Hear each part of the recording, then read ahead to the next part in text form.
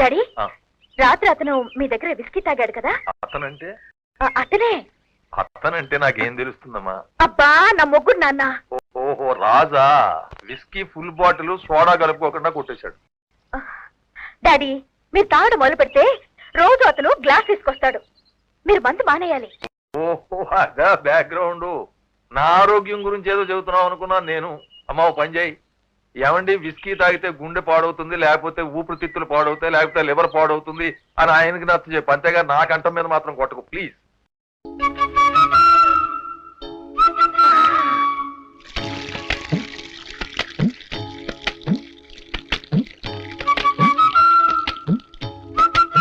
ఆ cool drinks తీసుకురా. ఆ ఖాళీ బాటిల్స్ లో ఫిలప్ చేయి. విస్కీ రంగు తేడా తెలియకుండా కలపాలి. తీసుకెళ్లి గార్డెన్ లో పారిపోతుంది. అలాగేనమ్మా. అయ్యో అదేమిటమ్మా విస్కీనంతా తీసుకెళ్లి తోటలో పారిపోయిస్తున్నావు? డాడీ ఈ మధ్య ఎక్కువగా తాగుతున్నారు. మందు మానిపించమని డాక్టర్స్ చెప్పారు. అందుకే మందు తీసేసి కూల్ డ్రింక్స్ పోస్తున్నా. డాడీకి గాని రాజుకి గాని నువ్వు చెప్పద్దు. అలాగే. అయ్యగారి ఆరోగ్యం గురించి కాదు, మొగుడు తాగి బడిత పూజ చేస్తాడేమోనని భయం.